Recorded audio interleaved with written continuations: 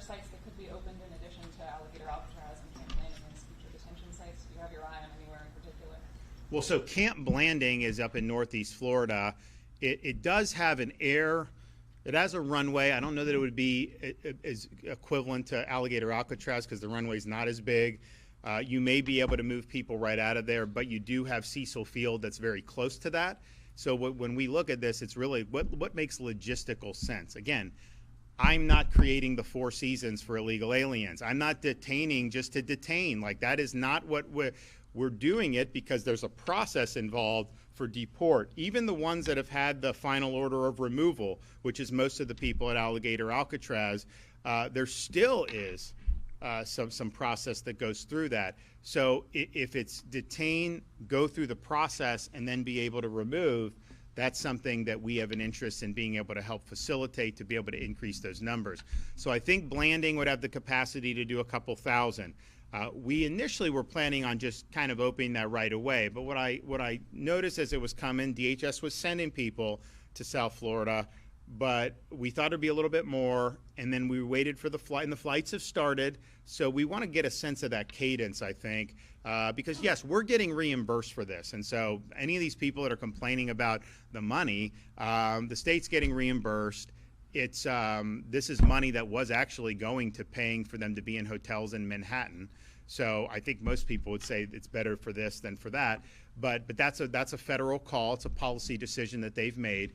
So you shouldn't really worry about that. But at the same time, you know, it's like to be doing this if it's not leading to, you know, real significant cadence in removals.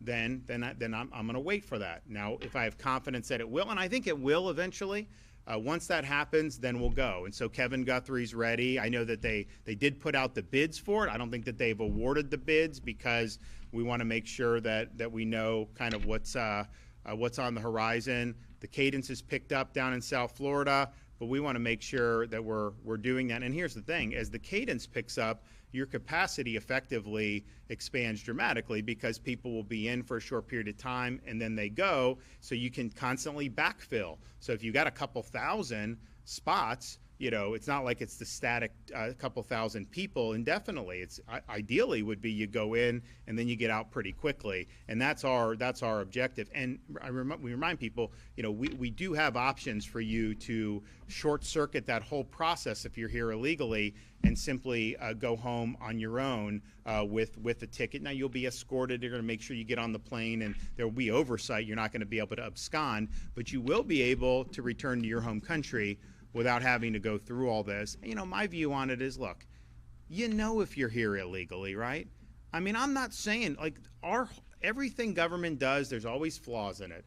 And you can have a flaw here or there. It's possible that government could honestly believe someone committed some crime or is here illegally when it turns out. So that's why you have this process. But the reality is you know, these people by and large are here illegally. There's not really much of a question on that.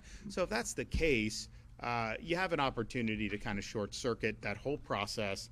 And I think that that's better. That's one of the reasons you don't hear me. Like a lot of the narratives that get spewed about Alligator Alcatraz, you know, are debunked. You know, Kevin Guthrie will go up and debunk them, and he'll say, you know, this and that. And I can tell you, it's the only place I've seen where the staff eats the exact same food as the people, you know, that are there for detention and processing. That was not true. Like when I was in active duty, I was down at Gitmo. That was not true with Gitmo. And it's not true with others. But it is true there. And so, you know, a lot of this stuff is just being put out because they're trying to create narratives just because that's what they want to do. And they do debunk it, but you don't hear me necessarily going out, you know, getting all sore about it, just simply because, you know, those phony narratives, maybe they will have the intent, the effect of deterring people from going there and choosing this option. And if that ends up having that effect, then that's going to save, I think, taxpayers money. I think it'll be more efficient. It'll allow us to increase some of this stuff. And so, you know, it's just, it is what it is. But yes, when they're complaining about, you know, the air conditioning being too cold or the subs not being toasted, and I'm just thinking to myself, I mean, what world do we live in that you can go to someone else's country illegally then demand toasted hoagies? I mean, like, it just doesn't work that way. way. I mean, I said last week when out there, you know, one of the most successful franchises, Jimmy John's, they didn't even have Toasted until they do have them now. But for a long time, they didn't have any, and they did phenomenal, and they made many hundreds of millions of dollars. I mean, it's a very successful company, and you know, my kids do like that. It's interesting, like as they.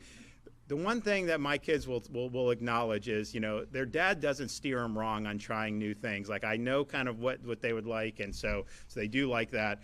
They really do like these cheesesteaks at Jersey Mike's, and so it's like that is their thing. And the kids, well, I can get a big one for all three kids, and they kind of just go on doing it. But I mean, but just seriously, like those are complaints that are being made. So I think a lot of it is transparently political. They're trying to create narratives.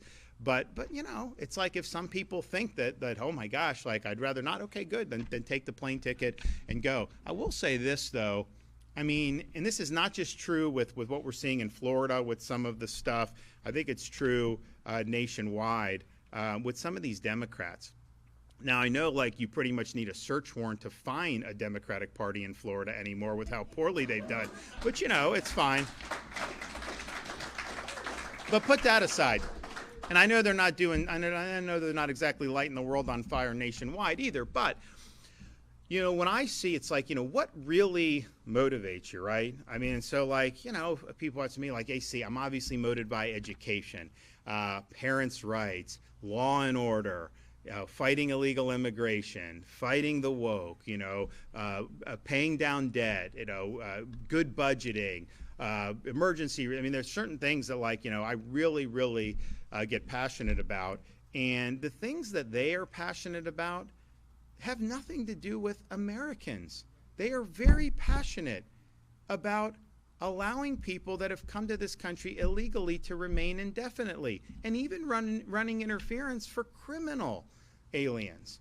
And so we have angel moms in Florida. I mentioned the Rep Michaels. These Democrats have never done anything to show any type of sympathy with the victims of illegal immigration. They devote all their energy and attention to protesting people who are trying to solve the issue of illegal immigration. And I've just noticed that. I don't see them fighting for the citizens. I see them fighting for their own ideology. And their ideology is not effective or popular.